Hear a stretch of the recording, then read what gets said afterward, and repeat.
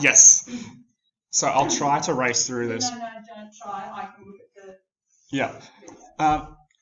This one, I want to demonstrate how standard deviation is something you already kind of know about intuitively, and how standard deviation is really related to z-scores. They're almost the same thing, they just use a different scale, basically. What I've done here is I've made some phony data again of numbers. Let's say this is a score out of 100 in a test. It's a percentage score.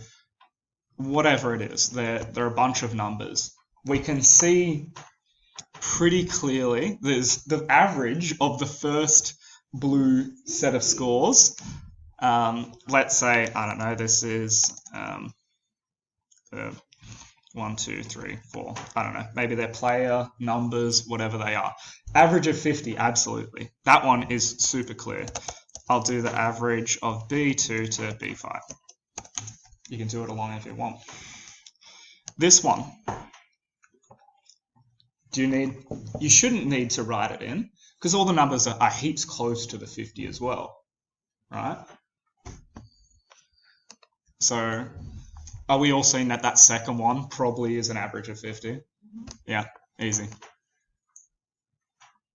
The next one starts to get a little bit more spread out, but as you can imagine, the point of me showing you these, I'm just going to look at my screen.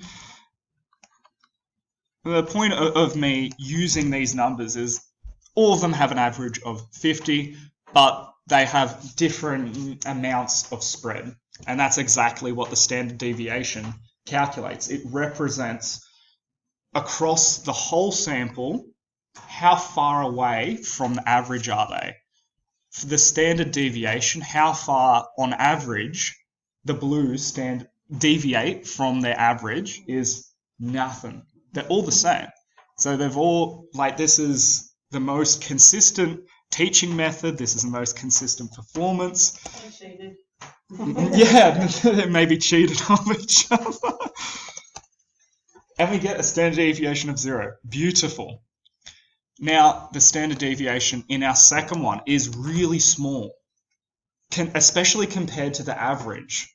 On average, there's a deviation of like 1.8.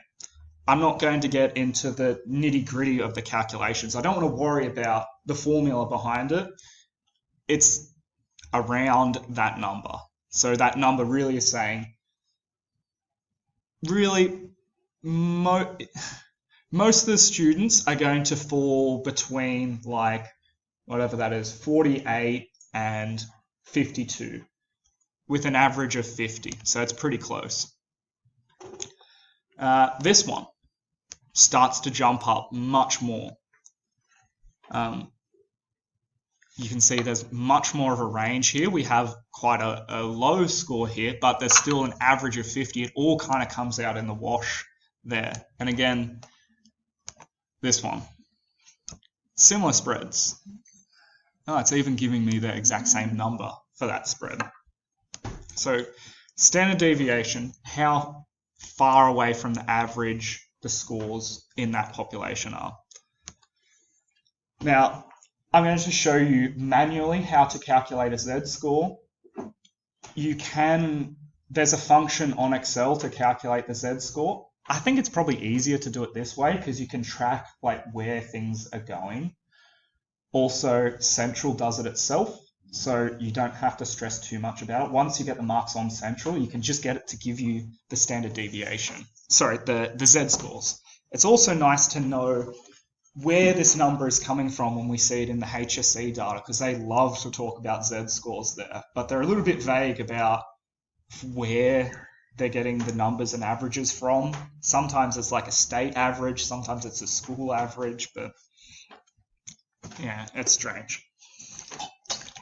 What a z-score is, I can't really do a z-score for this one because they're all the same. There's no spread. They're all going to be 0. They haven't moved away from the average. These ones, you're going to see a higher z-score for the one ones that are further away from the average and a lower z-score for the ones that are closer to the average. So z-score. Oh, now, forgive me if I fumble this with my nerves. Okay, so you go this, the original number you want minus the average, and then the leftover, whoop, divided by standard deviation. Now this one's going to move around if we don't lock in the cells we want. So the D7 should be locked in. We always want to use that same average. We don't want, the average isn't moving around. We've already got the average. And the standard deviation also isn't moving anywhere. We're referring to that cell and that cell only. But the D2, we want that one to move.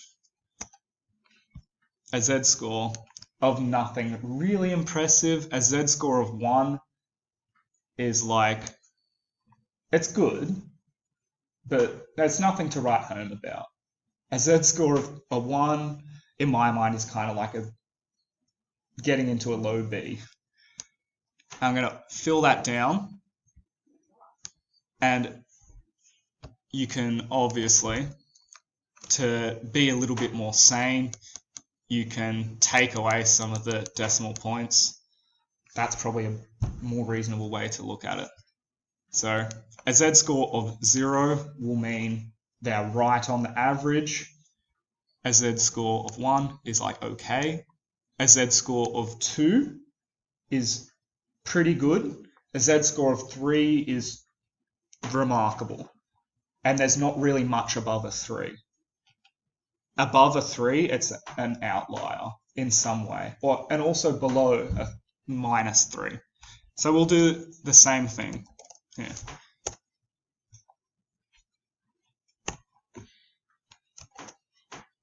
Average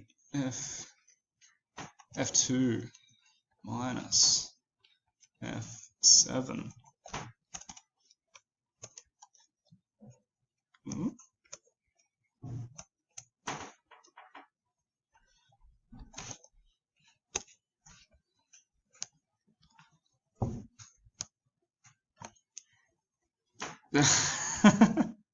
Look at that.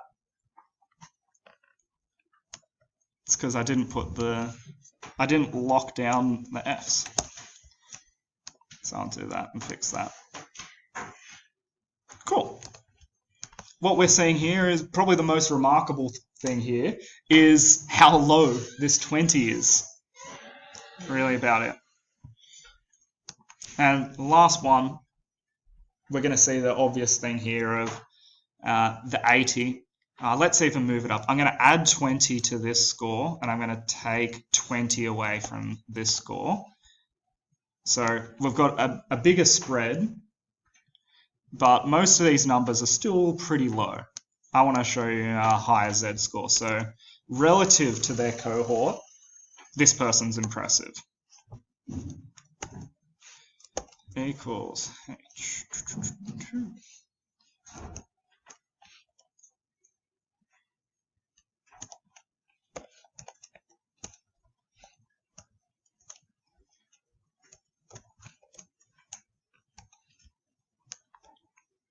Wow.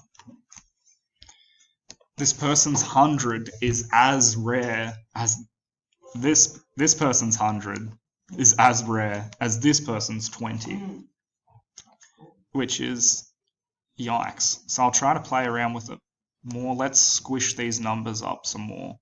So I'll take 10 off that and give 10 to this one. Still not that impressive. What if we make the average really low? Oh. Still somewhat impressive.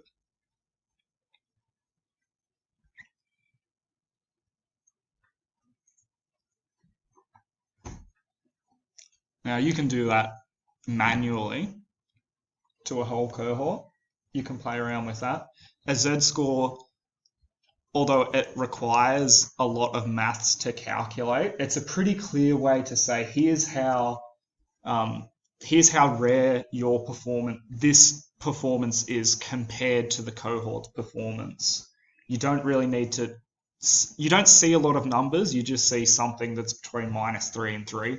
Most of the time, -2 and 2. And they don't have to be. They don't need to understand this standard deviation either. Now I'm gonna just end this recording.